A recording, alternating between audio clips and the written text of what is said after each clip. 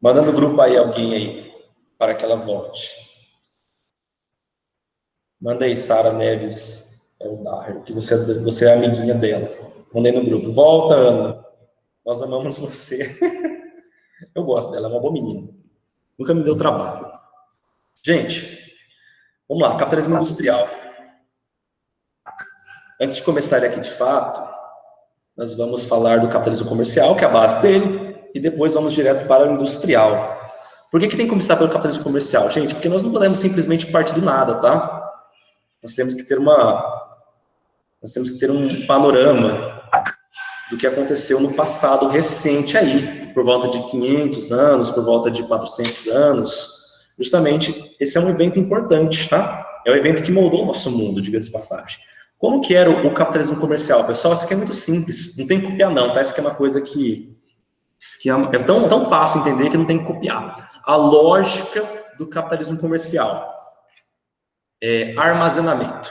Vamos minerar, vamos colher, vamos extrair, vamos acumular recursos, vamos acumular riqueza, vamos simplesmente guardar, pessoal. Só que não havia, de fato, aqui, ó, uma coisa que eu destaco para vocês. Eles simplesmente guardavam, eles não queriam produzir alguma coisa. Porque nesse contexto aí, ó, no ano de 1500, ano 1600, não haviam indústrias. Haviam pequenas produções, tá, nas casas, pequenos grupos de pessoas que trabalhavam fazendo roupas ou ferramentas, né, os ferreiros. Não haviam grandes parques industriais. O que acontece nesse cenário aí é o seguinte, pessoal, se não há nada para utilizar, né, os recursos aí, as pessoas tinham que dar um jeito de utilizar eles, ou só seria guardar, guardar, guardar. É por esse motivo que, naquele momento, haviam tantos prédios e estátuas que tinham ouro como matéria, ou seja, as pessoas não sabiam onde gastar aquele ouro que eles roubaram aqui da América e acabavam o quê? Fazendo joias com ele. Prata era a mesma coisa, o cobre era a mesma coisa, qual que era a lógica? Apenas guardar os recursos. Os países que saíram à frente no capitalismo comercial, Portugal e Espanha, aqui nas Américas, já expliquei para vocês, Holanda, Inglaterra e França vieram logo atrás. Inglaterra e França foram os países que se industrializaram, tá? Eles acabaram conseguindo sair à frente de Portugal e da Espanha, porque eles conseguiram, de fato, entender que tinha que utilizar aquele recurso. Não era simplesmente guardar. O recurso, por si só, quando ele é guardado, pessoal, ele não tem validade nenhuma. Bom, a Ana está tentando voltar aqui. Para ela conseguir, ela ser aceita. Voltando aqui. Não havia, de fato, um contexto para utilizar aquele recurso, pessoal. Era simplesmente guardar, tá? Não havia esse sentido aí de utilizar. Aqui, ó, nós temos uma coisa muito simples. Capitalismo comercial. Guardar os recursos naturais e utilizá-los para comércio. Trocar recurso por recurso. Eu tenho arroz e você tem o feijão. Vamos trocar um pelo outro, tá? Essa que era a lógica. Simplesmente comércio. Não utilizar para transformar. Porque a lógica da indústria é essa, sétimo ano. A indústria, tá? Ela vai ser o quê? Ela vai ser transformação da matéria-prima em bens de consumo. Ou seja, você pega algo da natureza, através da agricultura, da pecuária, do extrativismo, pega esse bem natural e transforma em uma coisa que as pessoas não podem construir por conta própria. Tem que ter algum tipo de processo industrial para aquilo ser feito, né? Tudo que vocês têm praticamente é fruto do capitalismo industrial. Tá? Pouquíssimas coisas, geralmente só os alimentos, e até os próprios alimentos, pessoal, eles devem ter algum tipo de intervenção industrial. Em algum momento alguém transporta, e o transporte é o quê? Fruto da industrialização. Então, todo o nosso mundo é o quê? Resultado do capitalismo industrial. Essa etapa ela transforma a sociedade como um todo. Realmente, tá? É a matéria-prima sendo transformada em algo industrializado. Gente, quando eu começo a falar aqui do capitalismo industrial, nós temos que ter em mente que ele acontece por etapas. São 4 etapas até o presente momento, como eu disse para vocês no começo. 3 estão acontecendo e uma está começando agora, e a 5ª etapa ela vai acontecer com certeza. Aqui, ó, nós temos os países que começaram o capitalismo industrial: Inglaterra, o Reino Unido, França, Estados Unidos e Itália. Foram os primeiros países a se industrializarem e a entender que o futuro ia ser como? Quem tiver muitas indústrias vai conseguir transformar a matéria-prima em bens de consumo. E esses bens de consumo, sim, pessoal, é aquilo que traz dinheiro, que traz retorno. Na aula passada, eu comentei com vocês, né? Faltou muita gente na aula passada, diga-se de passagem, eu não sei por quê. Só que, enfim, quem não viu, veja a aula, que é importante. Tem um slide que eu comento lá na aula passada, porque os escravos foram libertos no Brasil por causa do capitalismo industrial. Um escravo, ele não tem salário. Se ele não tem salário, ele não pode comprar. E se ele não pode comprar, a indústria não tem resultado. Então, o capitalismo, pessoal, o capitalismo industrial, ele é praticamente um inimigo da escravidão. É claro que existem outras coisas que aconteceram nesse contexto, só que, enfim, isso é uma coisa inevitável do sistema capitalista. Aqui nós temos, ó, a matéria-prima do capitalismo praticamente. Tudo que existe no mundo, pessoal, praticamente é movido por esses 4 recursos, tá? No canto superior esquerdo nós temos o minério de ferro, no canto superior direito nós temos o petróleo, no canto inferior esquerdo nós temos a madeira e no canto inferior direito nós temos o quê? O carvão mineral. Carvão mineral, pessoal, é madeira antiga, tá? É aquela madeira que está há anos embaixo do solo e passa por um processo de transformação, onde aquela madeira é decomposta, ela é carbonizada e se torna uma madeira altamente inflamável. Então, praticamente todas as indústrias do mundo utilizam carvão mineral como recurso para gerar calor. O problema é que o carvão mineral, pessoal, ele é bem poluente. Então, é uma coisa que tem prós e contras. Aqui, imagens que eu já mostrei para vocês, são pinturas do processo de transformação industrial, tá? Aqui, ó, eu trouxe para vocês também, já mostrei essa imagem. As indústrias, antigamente, elas eram extremamente, digamos que, horríveis, perigosas, porque não havia qualidade, era um trabalho bem sujo, as pessoas acabavam tendo problemas de saúde. Aqui, ó, a máquina de tear e a prensa de Gutenberg. A máquina de tear conseguiu fazer roupas em grande escala, e a imprensa de Gutenberg, ela fez o quê? Livros em grande escala. Então, são 2 invenções extremamente importantes. O trem a vapor, pessoal, agora nós tínhamos uma grande máquina para transportar muita coisa ao mesmo tempo, utilizando o quê? O vapor. Aqui, ó, eu trouxe para vocês um GIF interessante que mostra como funciona. A máquina a vapor, pessoal, ela acaba fazendo o quê? Ela esquenta a água no estado líquido e ela começa a pressionar essa água. Quando essa água quente começa a ser pressionada, o que vai acontecer? Ela passa para o estado gasoso, se transforma em gás, e esse gás, pessoal, ele é quente e rápido, e ele consegue o quê? Mover uma espécie de pistão. Aquele pistão vai e volta, e esse movimento, pessoal, de vai e volta que gera o quê? A movimentação das rodas. Esse é o processo, tá? A água no estado gasoso começa a mover uma espécie de um pistão, como se fosse um cilindro, tá? Depende do tamanho também, tem vários tipos de cilindros de vários tamanhos.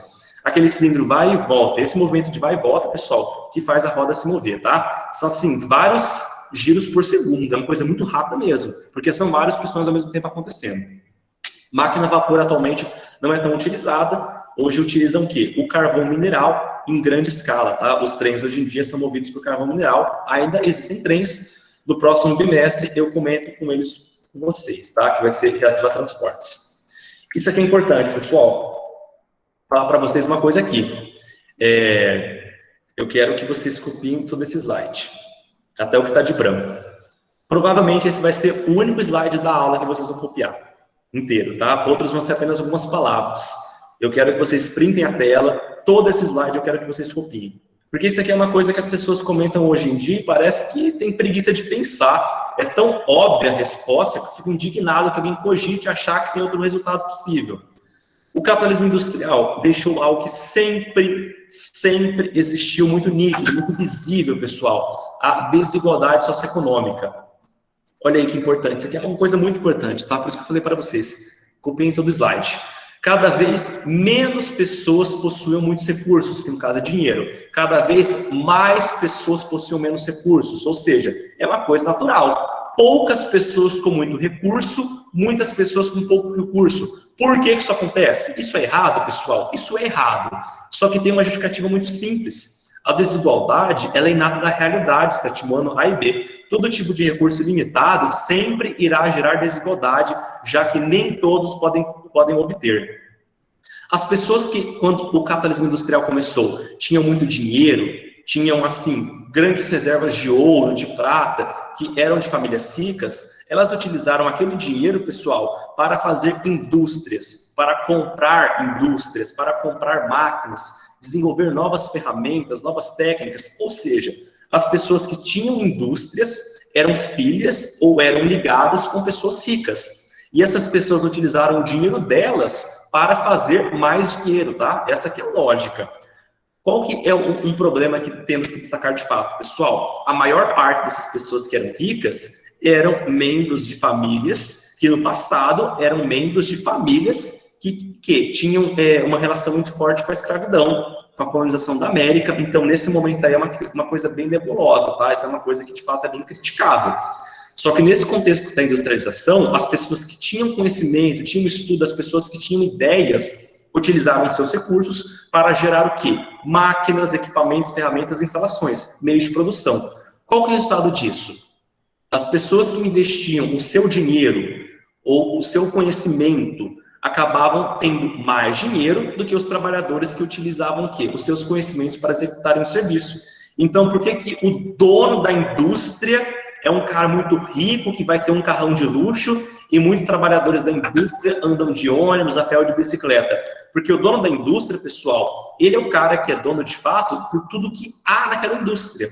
Todas as máquinas, quando elas quebram, é do bolso dele praticamente que sai o dinheiro para consertar. Comprar novas máquinas, é ele que compra. Fazer acordos econômicos com outras indústrias do país, é ele que faz. Então, esse cara que é o dono da indústria, ele é o responsável por administrar um negócio gigantesco. É por esse motivo, pessoal, que apenas o quê? Poucas pessoas vão ter muito dinheiro e muitas pessoas vão ter pouco dinheiro. Porque as pessoas que têm muito dinheiro, elas são o quê? São as responsáveis por negócios grandes, em grande parte. Então é inevitável que essas pessoas acabem tendo o quê? Uma quantidade muito absurda de dinheiro. Isso é uma coisa que vem acontecendo cada vez mais frequência. Eu quero ressaltar para vocês, sétimo ano AIB, que isso não estou dizendo que eu concordo, tá? Porque realmente o mundo ele é muito desigual.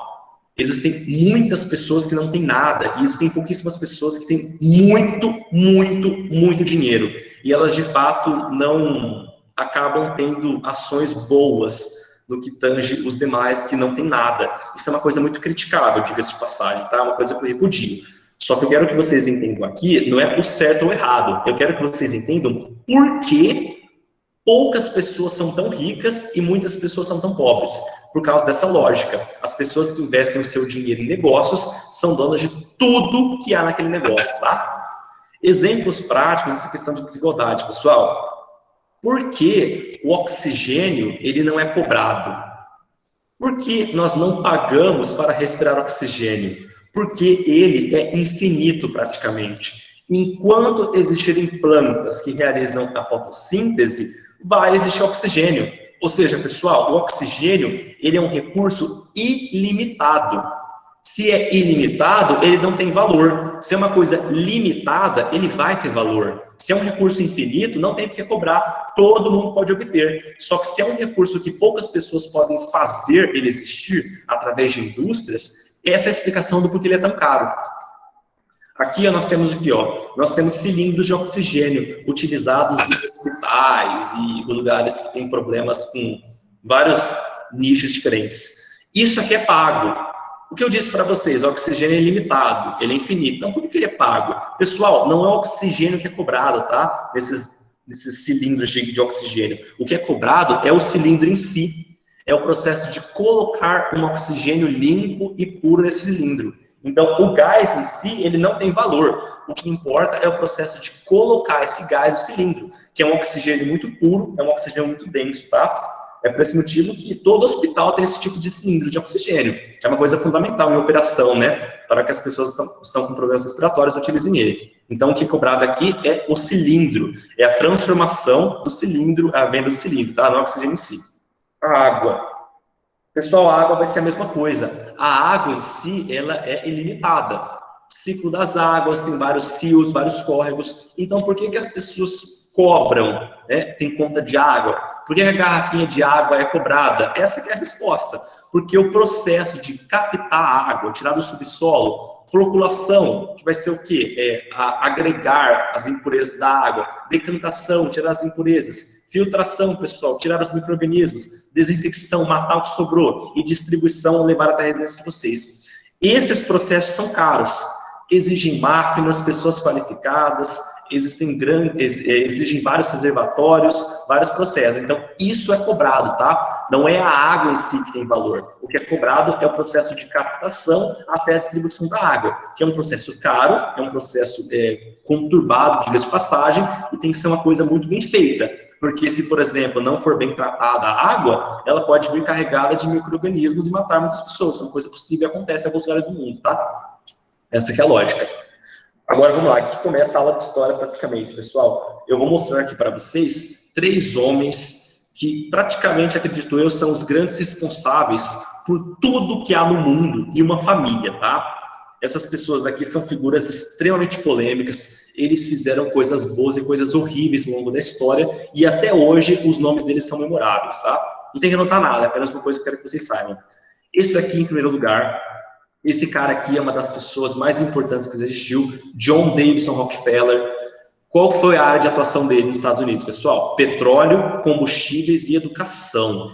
Tudo que vocês entendem hoje como sendo petróleo, gasolina, diesel, gás natural, esse cara foi o pioneiro. Então, ele começou praticamente esse negócio de extrair petróleo, vender petróleo, transformar petróleo.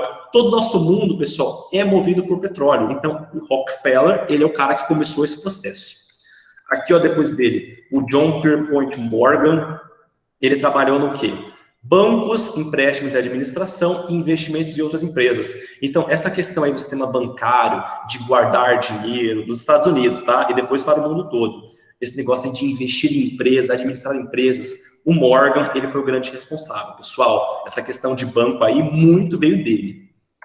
Aqui depois, o Andrew Carnegie, ele foi o cara que, digamos que, espalhou pelos Estados Unidos, tá? Essa noção aí de ferrovia, trens e transporte, ele que trouxe esse desenvolvimento para os Estados Unidos. A questão da siderurgia também, ele trabalhou com ferro e aço. Tudo que existe atualmente, pessoal, que envolve construção, envolve ferro e aço. Tudo que vocês têm na casa de vocês agora envolve ferro e aço. E ele foi o cara pioneiro nesse tipo de negócio, o Andrew Carnegie. E esses são os três homens, e aqui por fim, pessoal, a família. Essa família aqui, até hoje, na verdade, ela é importante para o mundo todo, porque esse nome Rothschild, embora vocês não escutem, embora vocês não ouçam nada na mídia, vocês procuram na internet informação, vocês não encontram, e a questão é muito simples, tá? Esse pessoal da família Rothschild, eles estão simplesmente escondidos na sociedade. São pessoas extremamente ricas, pessoas extremamente influentes, só que eles de fato não aparecem. Eles de fato, pessoal, eles manipulam outras pessoas, tá? Tudo começou com Mayer Amschel Rothschild. Ele criou o Banco Rothschild lá na Inglaterra, se não me engano. Não, foi na Alemanha, na verdade. Alemanha e Inglaterra, eu sempre me confundo. E qual que era a atuação dele, pessoal? Empréstimo e administração. Ele guardava dinheiro das pessoas, ele emprestava dinheiro para as pessoas, e ele passou a comandar várias empresas nesse sistema, tá? Os filhos dele ali, ó, o Nathan, o James, o Amschel, o Carl e o Solomon, eles herdaram o banco do pai e repartiram em 5 bancos que ficaram espalhados em 5 países diferentes da Europa. E eles trabalhavam de forma harmônica. Aí o que acontece? Eram 5 bancos que tinham donos diferentes, só que trabalhavam em conjunto. Qual que é o resultado disso, pessoal? Praticamente todos os bancos que existem no mundo têm ligação com a família Rothschild. Até hoje, os descendentes, eles trabalham com bancos. Então, eles são influentes. Só que nós não vemos o nome deles, tá? Os nomes deles são aqueles que estão por detrás dos outros nomes. Eles realmente manipulam outras pessoas. Então, essa família Rothschild, aqueles 3 caras, são extremamente importantes para o mundo. Embora eles tenham feito coisas questionáveis, tá? Segunda Revolução Industrial. Como é que funciona agora aqui, ó? A primeira Revolução Industrial, ela trouxe o quê? A questão da indústria, da máquina a vapor, do tear, aquelas invenções que eu mostrei para vocês. A segunda Revolução Industrial, pessoal, eu só quero que vocês copiem o que está aí de amarelo e de verde, tá? Ou seja, copiem lá, ó, a segunda Revolução Industrial, vou até deixar aqui reforçado para vocês. Pode ser de amarelo, né? Dá mais destaque. Copiem o que está de amarelo e está de verde. Vou ter que fazer isso nos outros slides, sem problema. Copia o que está de amarelo e verde. Qual que é o foco da segunda Revolução Industrial? Energia elétrica e petróleo. Tudo passou a ser movido, tudo que era movido a vapor, pessoal, também tinha o quê? Um combustível muito estável.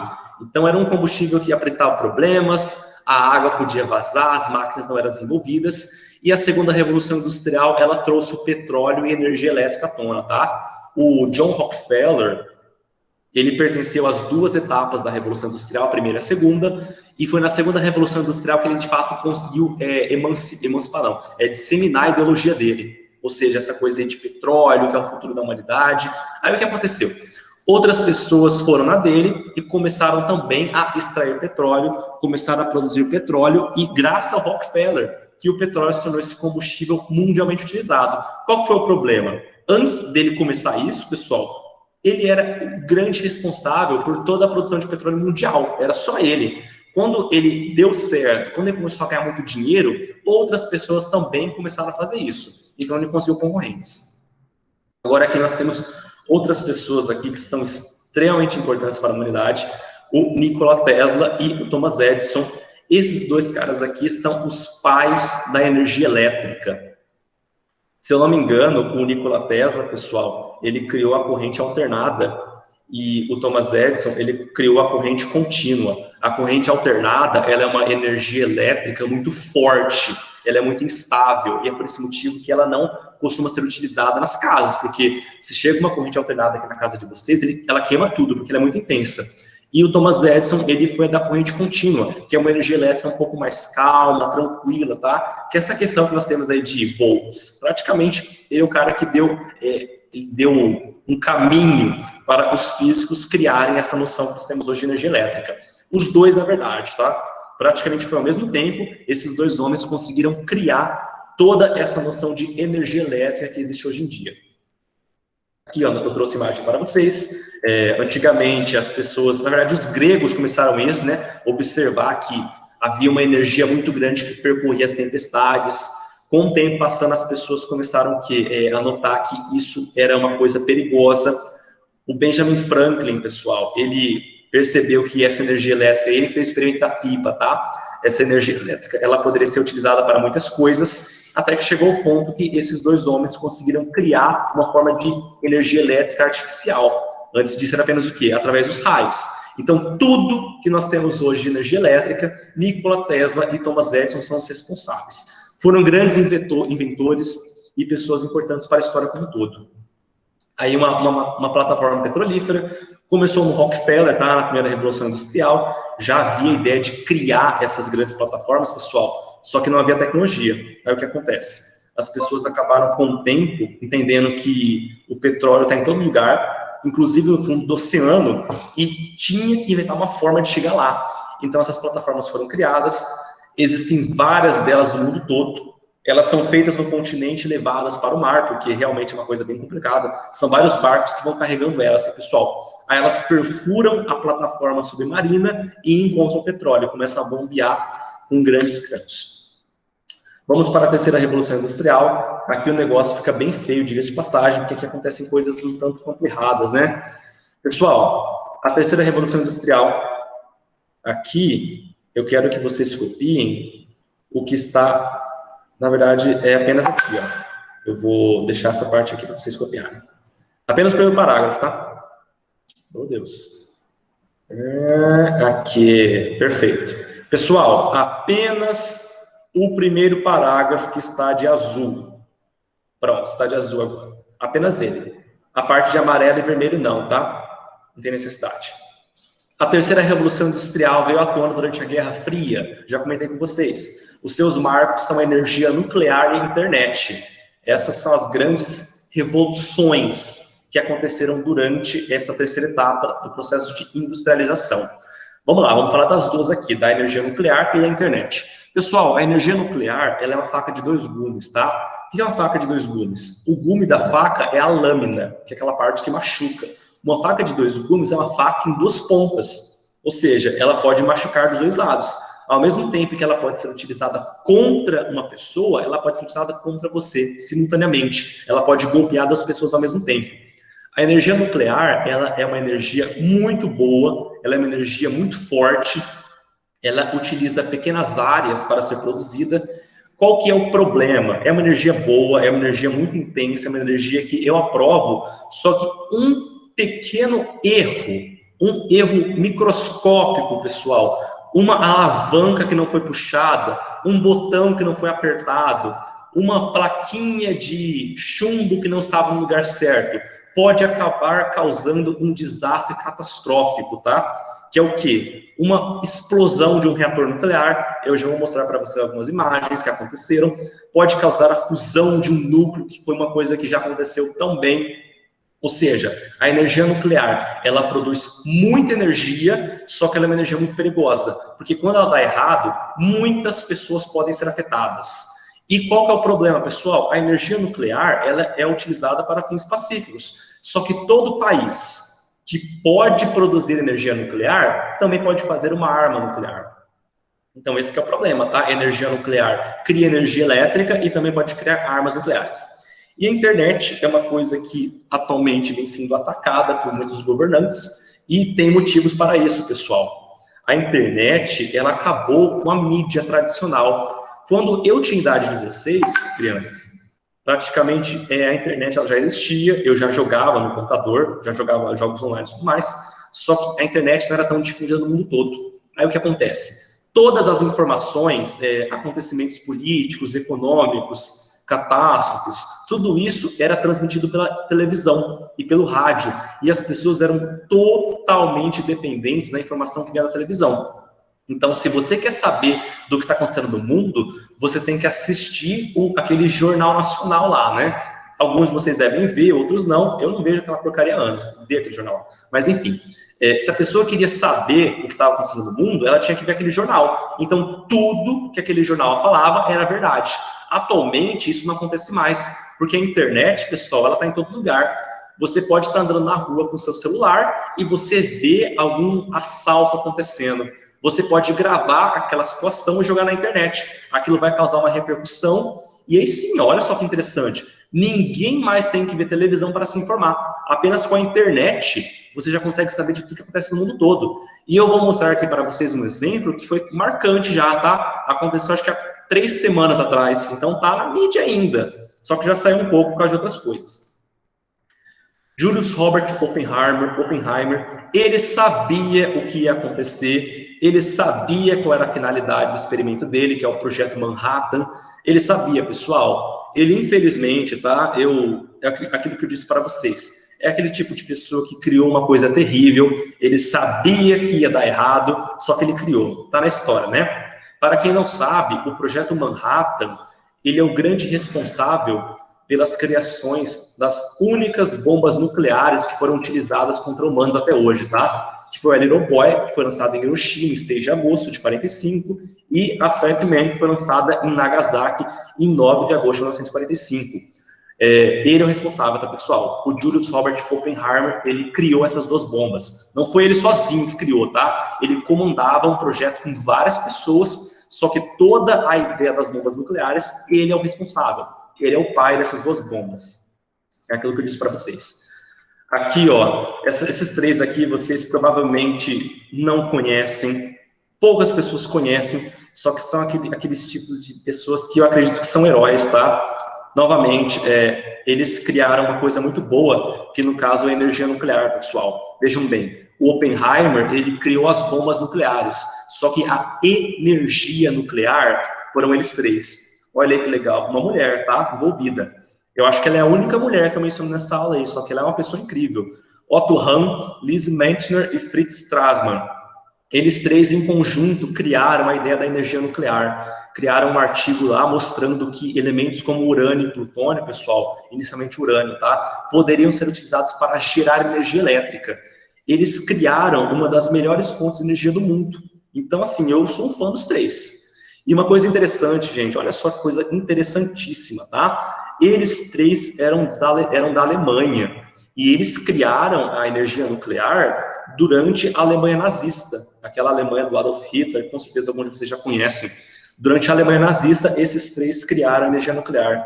Eu sou um fã deles, tá? É claro que também atualmente a energia nuclear é utilizada para outras finalidades, como criar armas nucleares, tá? Ou seja, esse cara aqui, ó, ele acabou, de fato, tendo uma relação com aqueles 3. Então, os 3 em conjunto são os responsáveis pela noção da energia nuclear. Só que esses 3 provaram de forma científica que a energia nuclear poderia ser utilizada para gerar energia elétrica. E o Oppenheimer falou que a energia nuclear ela pode ser utilizada para criar armas. Entenderam a diferença? Os três aqui criaram energia elétrica e Oppenheimer criaram uma energia para destruir armas nucleares, tá? Oppenheimer também é importante, só que a obra dele, infelizmente, causou muitas mortes, infelizmente mesmo. Vamos lá, olha aqui, ó. Essa aqui também é um evento histórico, aconteceu em 79, derretimento parcial do núcleo do reator 2 de Three Mile Island. Esse aqui é um reator nuclear que não existe mais, pessoal, nos Estados Unidos ele foi desativado. Não totalmente, tá? Algumas partes foram, e aconteceu um erro humano, e parte do reator 2, ele entrou em colapso. Aí o que aconteceu? Eles conseguiram salvar o derretimento do núcleo. Pessoal, quando o núcleo, que é o coração do reator nuclear, ele começa a derreter, ele de fato volta para o estado líquido, tá? É uma espécie de um círculo que possui várias pastilhas de urânio, que é um elemento químico nuclear, e quando esse urânio esquenta demais, ele começa a derreter esse núcleo. Quando isso acontece, é uma questão de segundos para que o núcleo exploda. Os norte-americanos conseguiram impedir que isso acontecesse, eles agiram com antecedência, só que parte do núcleo derreteu, tá? Infelizmente, isso não aconteceu aqui, ó, Pripyat, na Ucrânia. Essa cidade aqui, ela é uma cidade deserta, até o presente momento, ela não é habitada. Algumas pessoas vão lá, só que tem que ir com muita proteção, pessoal. Porque aí, ó, em 26 de abril de 1986, o núcleo do reator de Pripyat, lá isso é Chernobyl, tá? A usina nuclear de Chernobyl, ele derreteu. Ele realmente derreteu, voltou para o estado líquido e ele explodiu em consequência. Vocês estão vendo aqui uma foto aérea. Pessoal, quando um reator nuclear explode, ele começa a emitir uma quantidade muito grande de energia. A energia nuclear, criança, é o seguinte, tá? Ela é bem complicada de explicar, só que assim, eu vou explicar de uma forma resumida. A energia nuclear, ela se comporta como se fosse uma onda, tá? Vocês não conseguem ver. É parecido com a luz. Você não consegue ver as ondas de luz chegando em você, só que você consegue ver que tem uma coisa muito grande iluminada, né? A energia nuclear, ela transmite uma energia muito quente, muito forte. Quando essa energia entra em contato com a água, ela gera vapor. Então, a energia nuclear, pessoal, ela é feita como? Através de vapor de água. Aqui, ó, vou botar para vocês. Isso que vocês estão vendo aqui é vapor de água, isso aqui não é tóxico. Como que isso é feito? Através de um reator nuclear que esquenta muito e começa a emitir calor. A água começa a entrar no estado gasoso e move uma hélice. É igualzinho ali, ó, ao trem a vapor no começo, tá? Só que agora qual que é o combustível? Material nuclear. Qual que é o problema, pessoal? A energia nuclear, ela é muito perigosa para todo tipo de forma de vida. Quando você entra em contato com a energia nuclear, as células do seu corpo, elas começam a morrer. E é por esse motivo que todo mundo que é exposto à radiação, pessoal, geralmente desenvolve alguma forma de câncer. A pessoa morre em pouco tempo, porque a energia nuclear, ela começa a alterar o corpo da pessoa. Então, sim, é uma coisa fatal praticamente. Se você é afetado pela energia nuclear em grande quantidade, você de fato desenvolve doenças graves. Aqui, ó, olha só que interessante. Essa coisa amarela que vocês estão vendo, pessoal, é o núcleo do reator de Chernobyl derretido, tá? Essa pessoa aí que tirou a foto, ela morreu 2 semanas depois. Ela morreu de uma forma horrível, diga-se de passagem. E eles não tinham, de fato, um conhecimento aprofundado naquela época para saber o que ia acontecer. Eles sabiam que já tinha acontecido no Japão, só que a União Soviética ela meio que ocultou esse acontecimento, tá, gente? Isso é uma coisa, enfim, uma coisa histórica horrível que aconteceu. Não tem muito o que fazer mais em relação a isso. Beleza, energia nuclear, é isso que eu disse para vocês. O Oppenheimer criou as bombas nucleares, uma arma de destruição, e os três, o Otto, a Lise e o Stresemann, criaram a energia que é utilizada em vários lugares do mundo todo. E aqui vocês estão vendo ó, as pessoas que criaram tudo que nós estamos utilizando hoje em dia praticamente. Robert Kahn e Vinton Cerf, eles são os pais da internet. Eles criaram a internet, pessoal. Eles pertenciam ao exército norte-americano e eles pertenciam a um grupo de estudo que criou uma rede norte-americana para transmitir informações. A internet, ela nasceu nos Estados Unidos, graças ao trabalho desses dois, Robert Kahn e Vinton Cerf. Qual que é o grande problema, pessoal? A internet, atualmente, ela cresceu muito rápido e ela é praticamente incontrolável. Ninguém consegue controlar toda a internet ao mesmo tempo. Consegue em pequenos lugares, consegue em pequenos contextos, alguns sites podem apagar mensagens, expulsar pessoas, só que a internet como um todo, ninguém consegue controlar. Alguns de vocês com certeza já ouviram falar da Deep Web, que é uma parte da internet que, digamos, que não tem lei, que é uma parte um tanto quanto mais obscura. É verdade, isso existe. Ela é simplesmente o quê, gente? Uma parte da internet que as pessoas normais não conseguem acessar, tá? Aí o que acontece? Como as pessoas normais não acessam, coisas criminosas podem acontecer lá. Enfim, como por exemplo, venda de drogas, venda de armas, crimes, isso tudo acontece lá, não é que acontece na internet, tá? As pessoas vendem esse tipo de serviço, as pessoas contratam esse tipo de serviço, as pessoas comentam esse tipo de assunto de uma forma tanto quanto mais aberta, assim como vários outros crimes horríveis, tá? Aqui, ó, eu disse para vocês. Com certeza vocês viram isso daqui. Essa explosão que aconteceu em Beirute, a capital do Líbano, foi há cerca de 3 semanas atrás. E, gente, assim que essa explosão aconteceu, 10 minutos depois, toda a internet já estava comentando desse assunto. Porque, assim, foi instantâneo. Aconteceu, quem gravou com esse vídeo aí, viu uma coisa absurda acontecer lá e simplesmente jogou na internet. Olha só, ninguém precisou esperar a mídia falar. Ninguém teve que ligar uma televisão e esperar um jornal falar. Todo mundo teve acesso imediato aos vídeos. Ou seja, a internet, pessoal, ela acabou com a televisão tradicional, porque ninguém mais precisa de jornal para se informar. Basta que a pessoa tenha internet, a pessoa pode ver tudo o que está acontecendo no mundo simultaneamente. Ninguém mais precisa de televisão. Quarta revolução industrial, aqui eu vou ser rapidão, é o que eu disse para vocês, a quarta revolução industrial, ela está começando agora, tá? Ela já está presente, só que ela não é tão difundida assim. As outras 3, nós temos contato praticamente constantemente. Pessoal, eu quero que vocês copiem aqui, novamente, tá? O que está de amarelo e o que está de verde. Beleza? Se está de branco, vocês não copiem, por favor. O que está de amarelo, o que está de verde, eu quero que vocês copiem. Qual que é a grande tendência da quarta revolução industrial? Energia renovável, ou seja, energia solar, energia dos ventos, energia geotérmica, energia que não polui. A robótica difundida no mundo todo, que é simplesmente a presença de robôs. Cada vez mais robôs vão ser vistos nos países da Europa, Estados Unidos, países da Ásia, como Japão e Coreia do Sul, gente. Essa questão de robô já é muito normal. As pessoas têm contato com o robô constantemente. Aqui no Brasil ainda não chegou. Só que vai chegar nos próximos anos, tá? Questão de 5 anos, já vai ser super normal ter robô no Brasil para várias funções. E o transhumanismo, que é quando o ser humano vai começar a se fundir com as máquinas, que é uma coisa que já está acontecendo. E eu já vou mostrar para vocês no final da aula alguma coisa que aconteceu recentemente. Pessoal, essa questão aí, ó, que é a parte que está verde, ela vai representar uma coisa inevitável, que é a digitalização da humanidade. Ou seja, a tendência é que a humanidade ela se funda com a internet. Isso é bem provável que vai acontecer nos próximos 40 anos. Cada vez mais normal vai ser o quê? Que as pessoas consigam estar na internet presencialmente. Ou seja, o nosso próprio cérebro ele vai estar conectado com a máquina. Isso é o transhumanismo, tá? Olha aí, ó, eu trouxe para vocês aqui alguns robôs. Os dois de cima, gente, são robôs utilizados para fins, enfim, de comércio, praticamente. Embaixo dele nós temos um experimento de um robô militar. Já existem robôs armados. E aqui no canto superior direito é um robô que finge ter uma aparência humana, tá? É um tanto quanto esquisito olhar para esses robôs que parecem humanos, né? Só que nos próximos anos, crianças, isso aqui vai ser super normal. E agora, vamos lá, isso aqui sim, ó, isso aqui é interessante. Eu trouxe coisas aqui que são super atuais, eu adoro. Gente, isso aqui é o transhumanismo. Isso aqui que eu trouxe para vocês são 4 personagens de coisas que eu gosto, tá? Vou até dar nome para eles aí, ó. O cara de óculos aí é de um jogo chamado Deus Ex. O cara da espada é do Metal Gear. Aí de baixo nós temos a Major do filme Ghost in the Shell. E o último é o Homem de Ferro.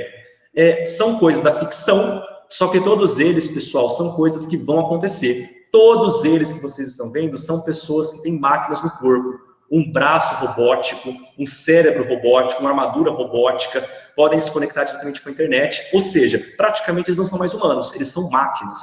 Isso é uma coisa que vai acontecer. Pessoas que vão trocar os seus braços por próteses mecânicas, pessoas que vão trocar os seus olhos por olhos que enxergam mais longe, pessoas que vão colocar máquinas no seu cérebro para ter contato com as máquinas.